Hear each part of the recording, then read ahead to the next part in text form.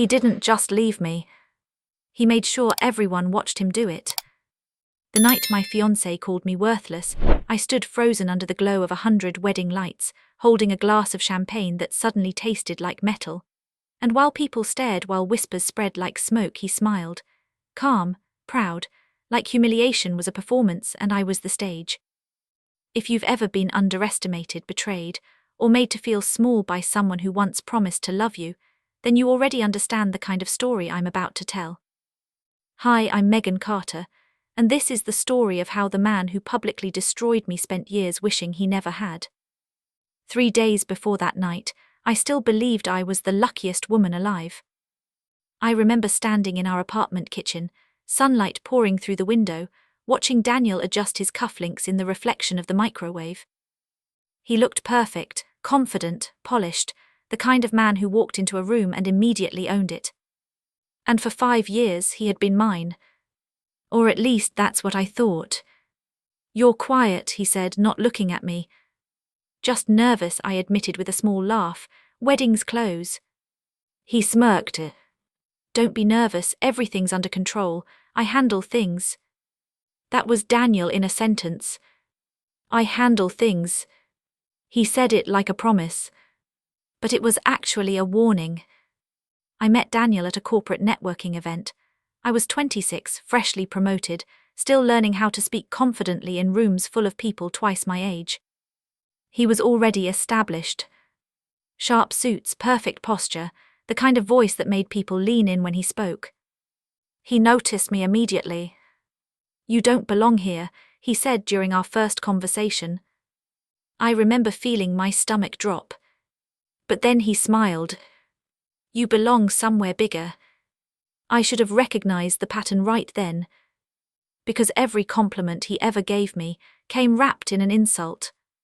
At first it felt like motivation. You're smart, Megan, but you're too soft. You could be more successful if you learned to think like me. You rely too much on emotion. Little cuts. Never enough to leave a visible wound. But enough to make you bleed slowly. Over time, I started second-guessing everything. The way I spoke in meetings. The clothes I chose. Even the way I laughed. He'd say things casually. That joke made you sound childish. You shouldn't talk so much in public. Let me handle conversations. And slowly, without realizing it, I shrank. Not physically, but inside. I became quieter. More careful. More dependent on his approval. Because whenever I doubted him, he'd switch back to charm. He'd hold my face in his hands and say, I just want you to be the best version of yourself. And I believed him. That's the dangerous thing about people like Daniel. They don't destroy you all at once. They reshape you until you don't recognize yourself anymore.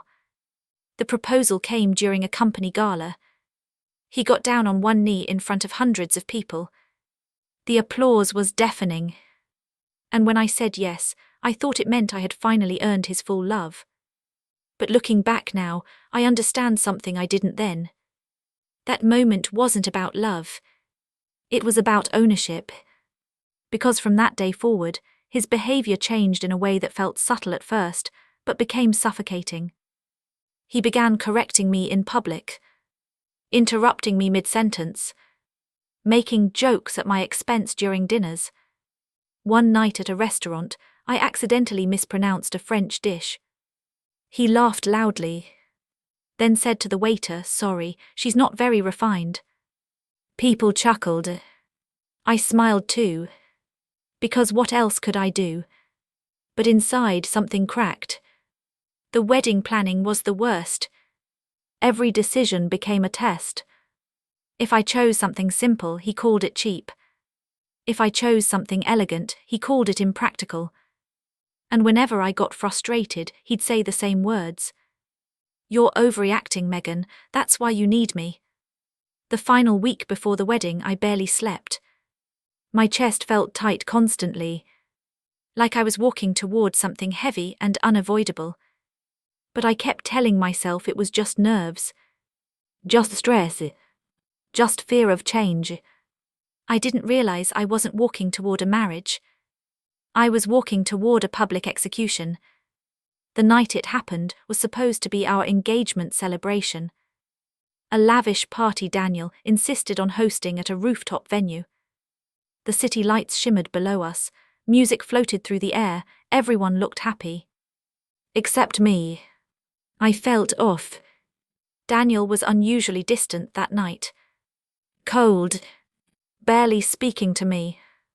At one point I touched his arm and whispered, "Is everything okay?" He pulled away slightly. "Relax," he said flatly, "don't make a scene." My stomach twisted. But I nodded. Because that's what I always did. I adjusted. I swallowed discomfort. I stayed quiet. Then came the moment that changed everything. The music stopped. Daniel tapped his glass with a fork. The room fell silent. He took the microphone and smiled. I remember thinking he was about to give a romantic speech. Maybe thank everyone. Maybe say something sweet. Instead, he looked directly at me and said calmly, "I've made a mistake." The words hit like ice water. People laughed awkwardly, assuming it was a joke. But he kept speaking. I thought Megan was someone who could stand beside me, someone strong, someone impressive. He paused. Then his voice hardened. "But the truth is, she's not." A wave of whispers rippled through the crowd. My heart slammed against my ribs. I couldn't breathe. He continued, "She's emotional, weak, dependent, and honestly worthless as a partner to someone like me." The word worthless echoed in my ears like a gunshot. Worthless. I remember the exact sensation in that moment. My fingers went numb. My vision blurred. My body felt like it didn't belong to me anymore. And then he did the final thing. He took off his engagement ring, placed it on the table, and said quietly with a small satisfied smile, "I deserve better." Silence.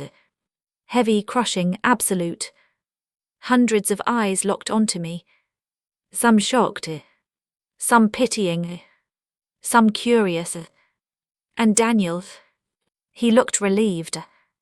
Like he had just freed himself from something beneath him.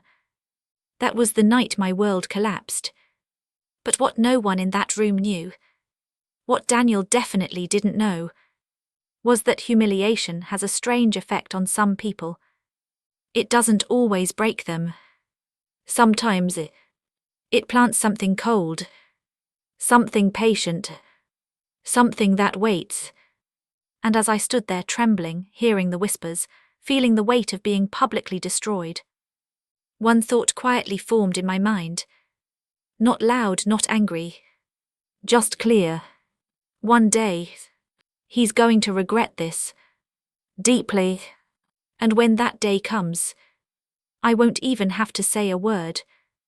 I don't remember leaving that party. Not clearly.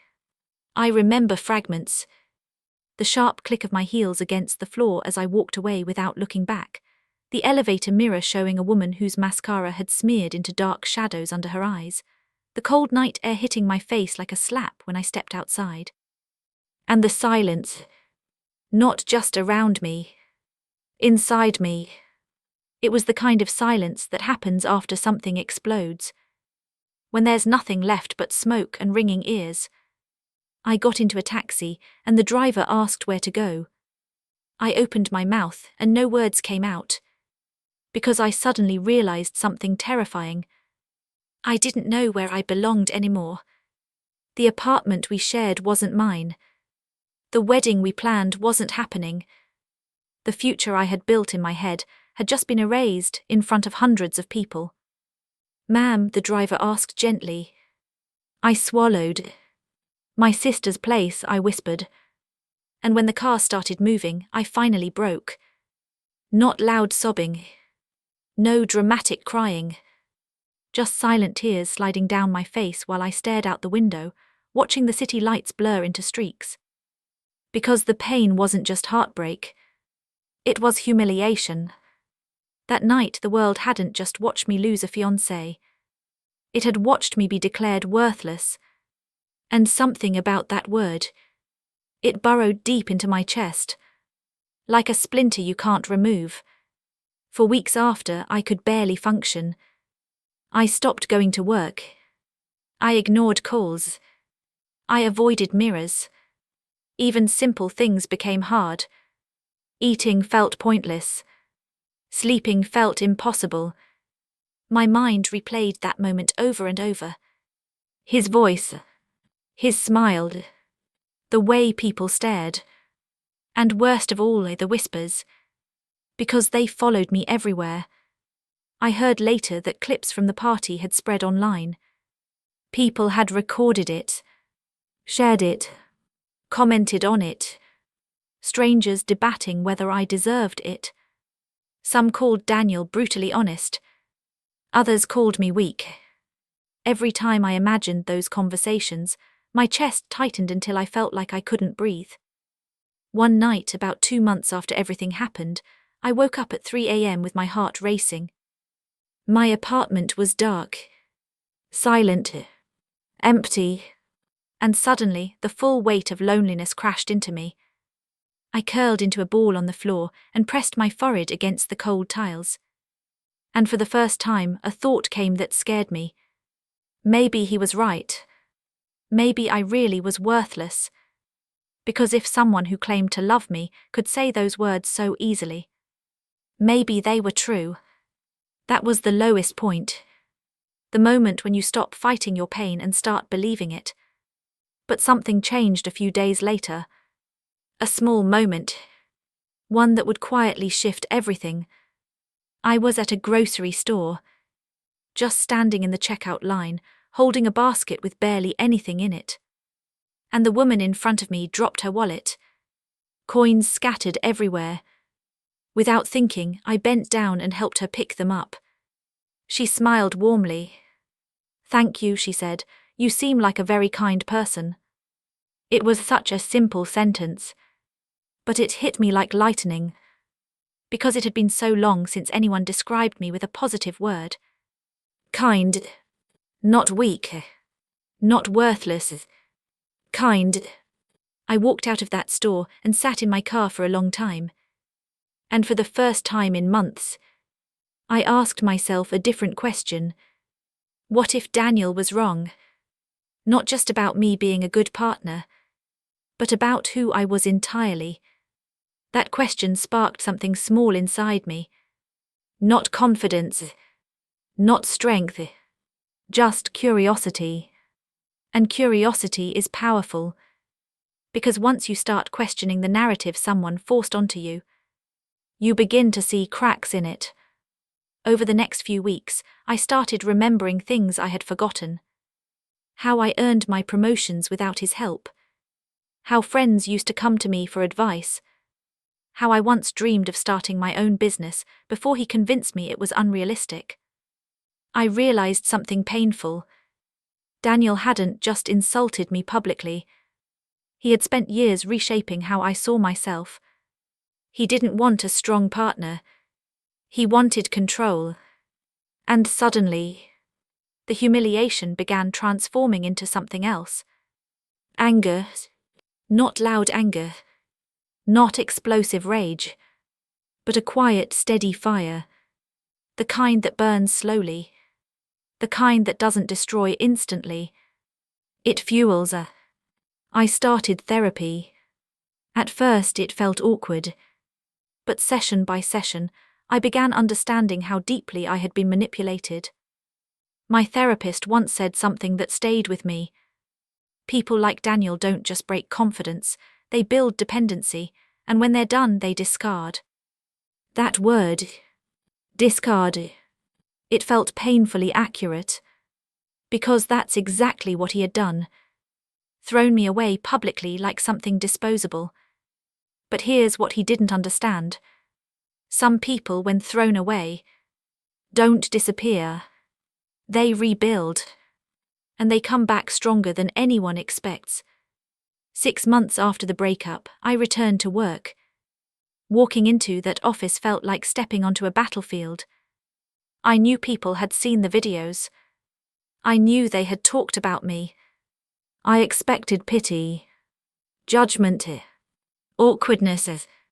Instead, something surprising happened. My boss called me into his office on my first day back. He looked at me seriously and said, "I'm sorry for what happened to you." I nodded quietly. Then he added something that made my heart skip. "But I want you to know something. Your work performance has always been exceptional, and we believe you're capable of much more." He slid a folder across the desk. It was a leadership development program. Highly competitive. Limited spots. And he had personally nominated me.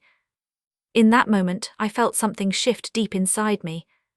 For the first time since that night, I felt seen for my ability. Not defined by Daniel's words.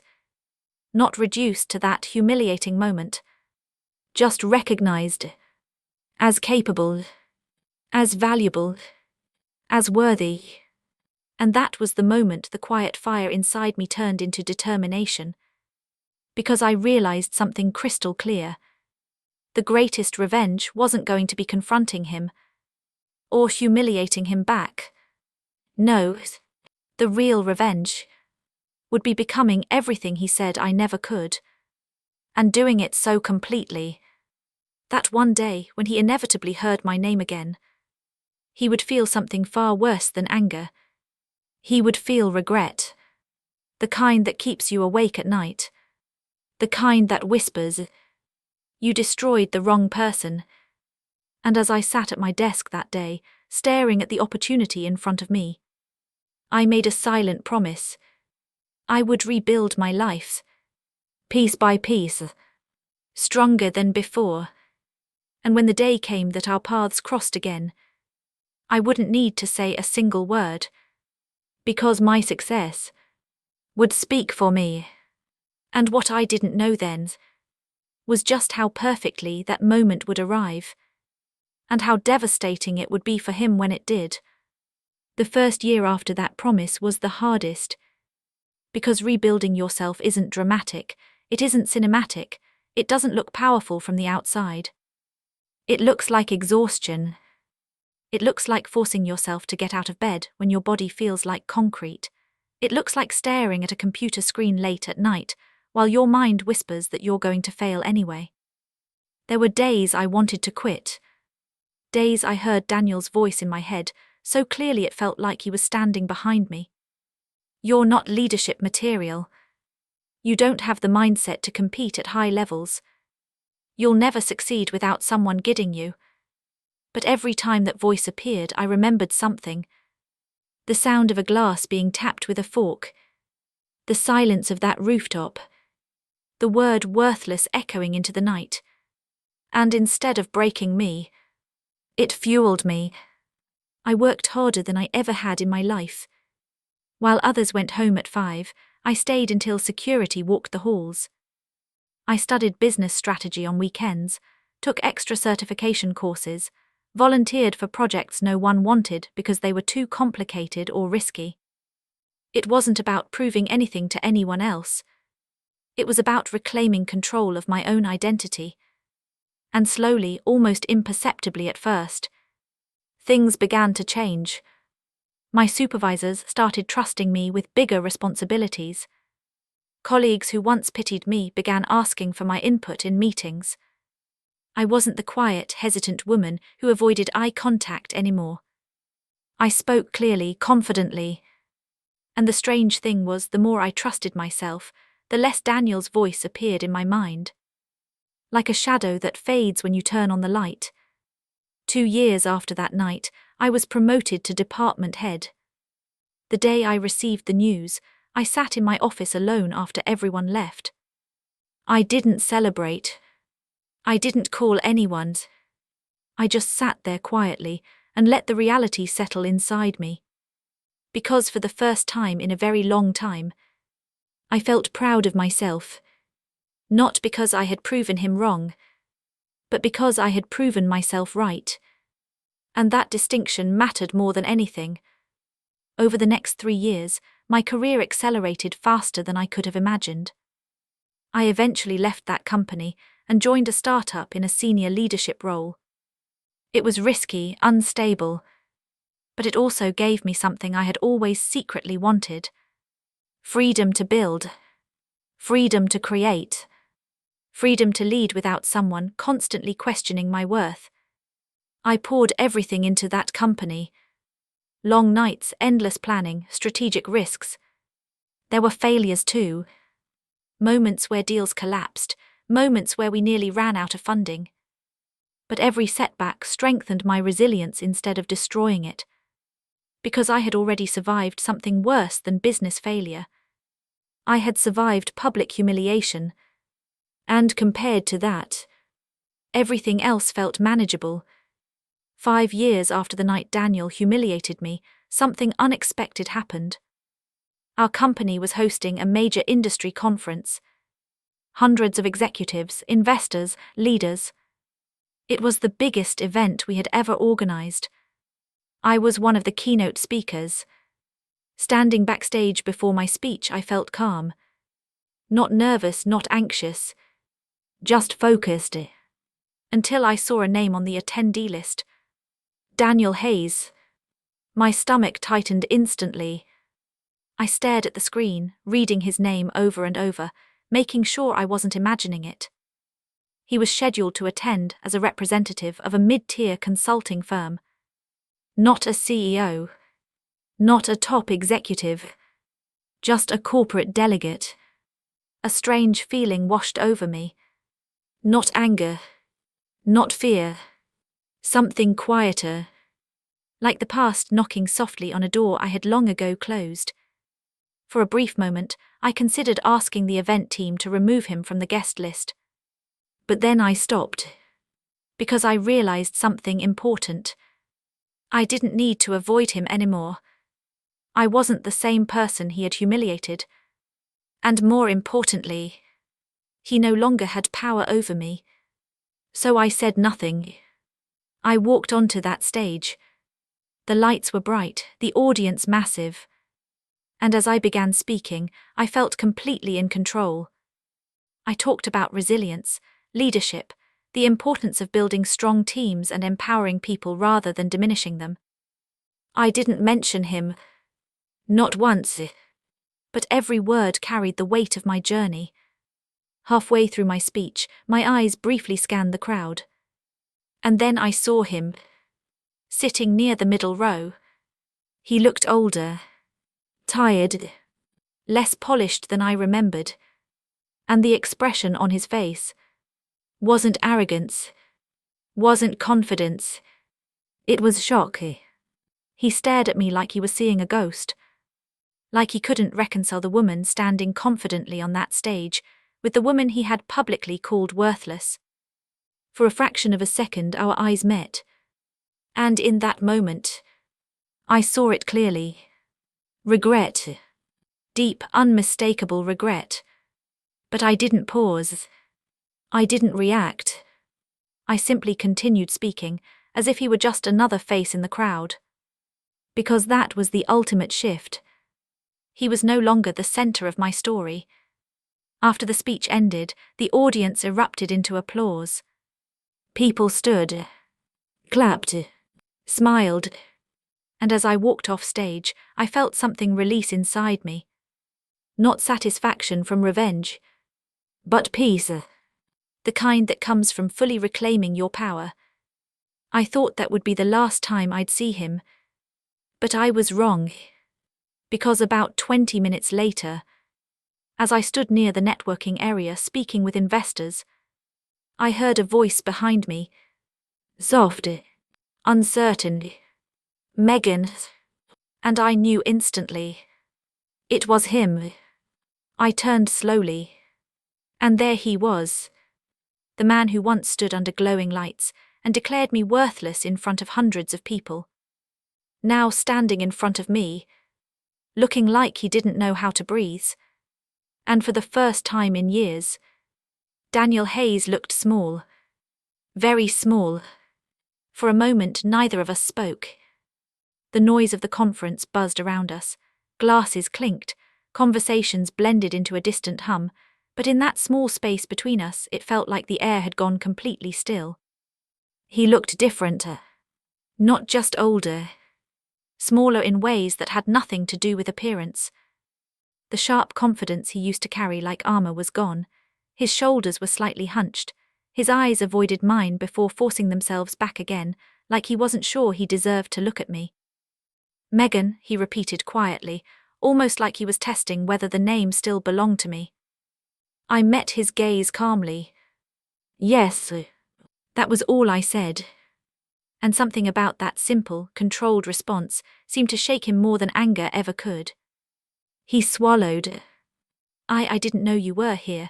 I mean, I saw your name on the program, but I thought it had to be someone else. I didn't reply. Because what was there to say? Of course he didn't imagine it was me. In his mind, I was supposed to fade away. Disappear. Stay small. That's what people like him always assume. They think the story ends when they walk away. He ran a hand nervously through his hair. You did really well up there, he said. Your speech. Thank you, I replied politely. No warmth. No bitterness. Just neutrality. And that neutrality unsettled him more than anything else could have. Because he wasn't facing the broken woman he expected. He was facing someone who didn't need his approval anymore. He shifted his weight, clearly struggling to find the right words. I've followed your career, he admitted quietly, from a distance. I raised an eyebrow slightly. Have you? He nodded, shame flickering across his face. You've done incredible things, I mean that. For a moment, silence stretched between us again. And then he said it. The words he had probably rehearsed 1,000 times in his head. I owe you an apology. I studied him. His eyes looked sincere, regretful, almost desperate. But here's the strange truth about closure. By the time it arrives, you often don't need it anymore. I was cruel, he continued, voice tight. That night, the way I handled everything, what I said about you. He paused, swallowing hard. It was wrong, completely wrong. I felt something stir inside me. Not anger. Not satisfaction.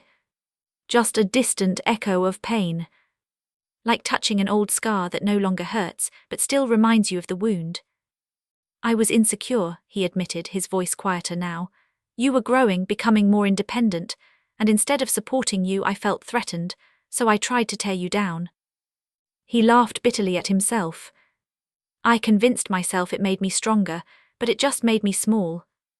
For the first time, his eyes met mine fully. I've regretted it every single day since. The honesty in his voice was raw. But something about hearing it now felt strangely hollow. Because the damage had already shaped me into someone entirely different. His regret belonged to the past. And I lived somewhere else now. I'm sorry, he whispered. The words hung between us. Heavy, fragile, waiting. I took a slow breath. And then I said something he clearly wasn't expecting. I forgive you. His eyes widened slightly in surprise. But not for your sake, I added calmly. For mine. He blinked. I continued quietly, my voice steady. Carrying anger would have kept me tied to that moment forever. I chose to move forward instead. He looked down, absorbing my words. You deserved better than how I treated you, he said softly. I shook my head gently. No, I corrected. I deserved better than you. The words weren't sharp. They weren't cruel. They were simply true. And that truth hit him harder than any insult ever could. He exhaled slowly, like the weight of that realization settled fully onto his shoulders. You know, he said after a moment, voice heavy with regret, I really believed you wouldn't make it without me.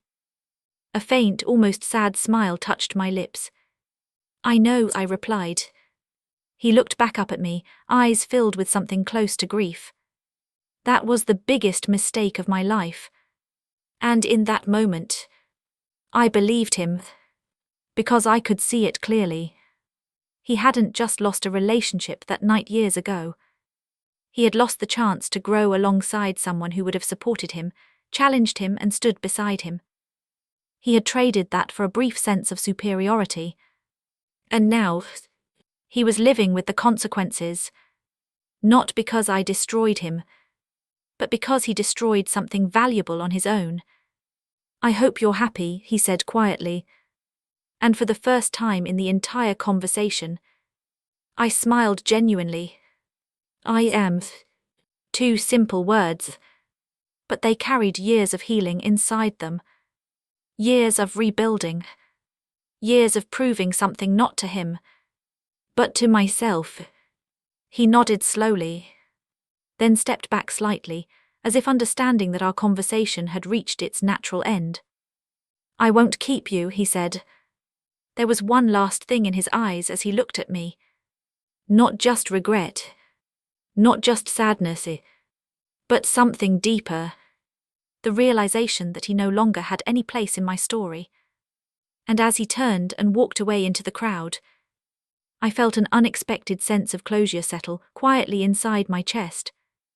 Not dramatic, not triumphant, just peaceful. Because revenge hadn't come from humiliating him back. It hadn't come from hurting him. It came from something far more powerful. Living well, living fully, and never needing his validation again. Later that night, as I stood alone on the balcony of the conference venue, looking out over the city lights, I thought about that rooftop years ago. The humiliation, the pain, the moment I believed my life had ended. But now, standing there, I understood something deeply. That night hadn't ended my story. It had started it. And sometimes the people who try to break you are actually the ones who unknowingly set you free. If you've ever been made to feel small, worthless, invisible, remember this. Their words are not your truth. Their judgment is not your identity.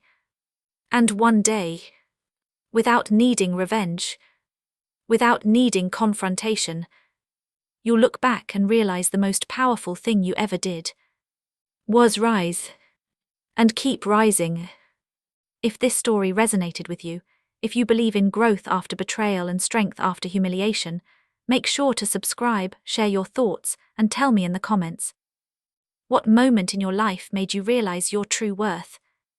Because sometimes the people who call you worthless are the ones who fear what you're truly capable of becoming.